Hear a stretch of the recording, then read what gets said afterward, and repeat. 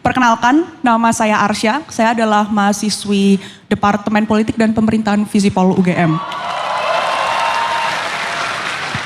Jadi karena saya adalah seorang mahasiswa, Pak, saya tuh tertarik dengan isu pendidikan tinggi yang Pak Anies bawa.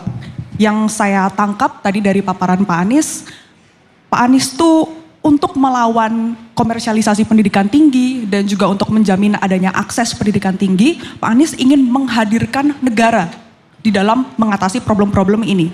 Pertanyaan saya, Pak, satu saja sih, cuman mungkin agak panjang. Serealistis apa sih, Pak, gagasan untuk menghadirkan negara untuk mengatasi masalah akses pendidikan tinggi ketika kita itu berbicara mengenai pengadaan pendanaan, Pak?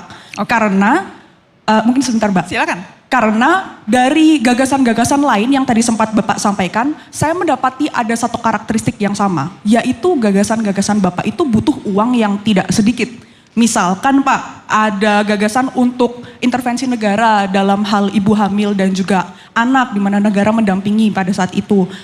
Ada juga mengenai akses kesehatan murah, ada juga mengenai pengadaan bangku sekolah dasar agar tidak berbentuk piramida mengerucut ke atas. Ada juga tentang tadi insentif kepada bank-bank swasta agar UMKM itu tuh bisa terdorong. Baik, boleh dipersingkat Arsya, saya harus kasih kesempatan mahasiswa lain. Baik, kekhawatiran saya sebagai mahasiswa, Pak, kita ini takutnya nanti jadi lupa, Pak, dengan aspek-aspek penting yang perlu dipertimbangkan karena kita terlalu fokus dan kita terlalu asyik berbicara hanya di tataran ide dan gagasan. Terima kasih banyak. Terima kasih Arsya.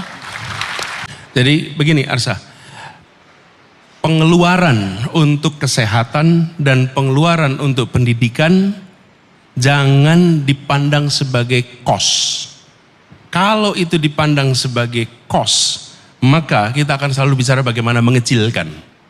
Pandang ini sebagai investasi. Investasi, begitu itu dipandang sebagai investasi, maka yang kita pikirkan apa kembaliannya besok. Apa kembaliannya besok. Dan ketika kita investasi dengan program posyandu yang masif di seluruh Indonesia, memastikan bahwa dari mulai ibu hamil itu ada pasokan nutrisi yang sehat, maka itu investasi karena besok kita akan ketemu anak-anak yang tidak stunting, anak-anak yang ototnya kuat, anak-anak yang otaknya kuat, yang kemudian mereka bisa menjadi mahasiswa yang baik di kemudian hari. Ini returnnya berpuluh tahun. Kebanyakan kita yang berada dalam politik ingin mengerjakan yang 5 tahun lagi bisa difoto dan dipaparkan menjelang pemilu berikutnya. Sudah saatnya kita mengubah kebijakan-kebijakan dibuat untuk membangun manusia dan bangsa kita menjadi maju dalam jangka panjang. Itu investasi. Itulah sebabnya mengapa saya katakan tadi hal-hal yang dasar biayanya besar, tapi ini adalah investasi yang nantinya kita akan ambil buahnya. Mengapa kita mau keluarkan uang begitu banyak membangun jalan tol, membangun jembatan, membangun airport? Karena kita tahu ini investasi yang akan menggerakkan perekonomian. Seperti juga ketika kita membangun sekolah, bangku yang cukup. Ketika kita bentuknya piramida, Arsya, tegakah kita bilang kepada ibu yang tempatnya di pelosok sana, Bu, anak ibu lahir, tapi kami bisa pastikan anak ibu nggak mungkin dapat SMA, karena nggak ada SMA di tempat ini. Tega nggak kita katakan itu pada dia? Nggak mungkin. Kita harus bisa bangun sekolah di tempat itu. Jadi, memang itu perlu biaya, tapi kita ingat biaya yang atau pengeluaran yang dikeluarkan itu mencerminkan prioritas. Kalau kita lihat APBN kita dalam waktu 15 tahun terakhir ini mengalami lonjakan yang cukup tinggi. Tapi kebanyakan dari biaya itu justru dikeluarkan untuk biaya yang sifatnya operasional.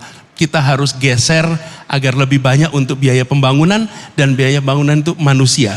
Contoh yang sudah berhasil melakukan ini mana? Semua negara maju di Asia, mereka maju karena investasi pada kualitas manusia sejak dulu. Korea Selatan, Cina, Jepang, Singapura, Taiwan, mereka sudah mengerjakan berat di awal. Tapi sekarang mereka merasakan buahnya, bahwa mereka memiliki kualitas manusia yang baik. Komitmen itu harus ada, dan itu dari mana? Dari negara. Makasih. Mas. Ini menjadi polemik besar, khususnya di kalangan kampus, mahasiswa. Mahalnya UKT yang mengundang reaksi banyak pihak, khususnya di dunia kampus. Pak Anies Baswedan punya solusinya Seperti yang telah kita dengarkan, bahwa soal biaya kuliah seharusnya negara harus mengintervensi semaksimal mungkin. Mas Anies, izinkan saya untuk follow up singkat. Konkretnya kalau perguruan tinggi bagaimana Mas? Karena biaya kuliah makin mahal, tabungan orang tua selama 18 tahun sejak anaknya lahir dan lulus SMA itu tidak cukup untuk membiayai UKT yang semakin tinggi, Mas Anies. Konkretnya apa peran negara di sini? Jadi begini, saya beri contoh. Biaya untuk mengelola perguruan tinggi itu besar. Tidak kecil, ini Bu Rektor tahu persis, biayanya besar. Persoalannya mau dibebankan kepada siapa beban ini? Menurut saya negara harus memberikan lebih banyak dari yang sekarang diberikan. Lebih besar. Dan menurut saya mampu. Hanya soal kita mau mengerjakan apa tidak. Kami pekerjakan di Jakarta, Bu. Di Jakarta itu ini tidak masuk dalam janji. Waktu kampanye nggak ada janji ini. Tapi apa yang terjadi? Saya menyaksikan anak-anak yang bukan dari keluarga miskin. Kalau keluarga miskin ada programnya. Problem utamanya di kita itu adalah mereka yang sedikit di atas miskin. Mereka yang orang tuanya UMP plus minus UMP, itu mereka yang tidak bisa mendapatkan biaya. Kalau yang miskin sekalian banyak bantuannya. Dan ada Dapodik, ada data bantuan sosial. Mereka yang sangat miskin dan miskin dapat. Problem kita itu apa? Memikirkan yang miskin saja, yang di tengah-tengah nggak ada yang ngebantuin. Dan yang di tengah-tengah inilah yang jadi masalah. Nah, saya beri contoh, Jakarta saja sebagai provinsi nih. Mereka yang statusnya orang tuanya UMP plus minus 10%. Jadi gaji UMP 10%, mereka itu mendapatkan bantuan beasiswa dari pemerintah DKI 9 juta rupiah per semester. Dan itu diberikan pada 14.000 mahasiswa dan kuliah di mana saja. Syaratnya apa? Diterima di perguruan tinggi negeri. Jadi kalau pemerintah kota saja itu bisa memberikan, saya yakin bila ada kemauan politik, maka kita akan bisa berikan alokasi yang cukup.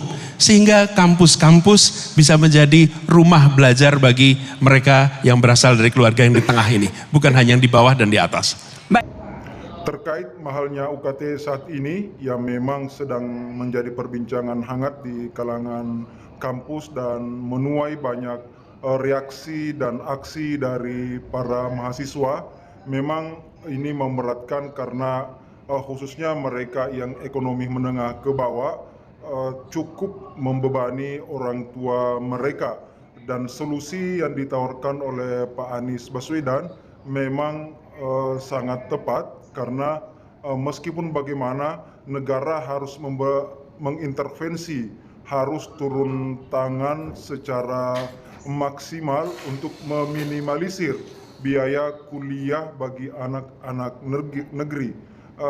Negara tidak boleh memandang bahwa pengeluaran negara untuk pendidikan, khususnya di kampus-kampus, jangan dipandang sebagai pengeluaran yang tidak punya dampak besar di kemudian hari, tapi pengeluaran di dunia kampus itu harus dipandang sebagai investasi jangka panjang, karena ini pembangunan sumber daya manusia. Sehingga apa yang kita saksikan hari ini mungkin biaya kita memang agak berat, tapi untuk jangka panjang seperti contohnya China, Korea Selatan, Jepang, mereka adalah negara-negara yang telah mengeluarkan biaya yang cukup besar di masa lalu, sehingga hari ini negara-negara maju tersebut dari segi sumber daya manusia di atas rata-rata manusia Indonesia, dan hasilnya sudah tampak sekarang. Dan dari situ kita belajar sesuai dengan masukan Pak Anies Baswedan bahwa negara harusnya berpikir investasi soal pembangunan manusia, jangan sekedar berpikir 5 tahunan dari pemilu ke pemilu, tapi soal pembangunan sumber daya manusia adalah ini investasi lintas generasi untuk masa depan bangsa, karena kualitas manusia di sebuah negara itu sangat menentukan sebuah peradaban, sebuah budaya dari bangsa itu.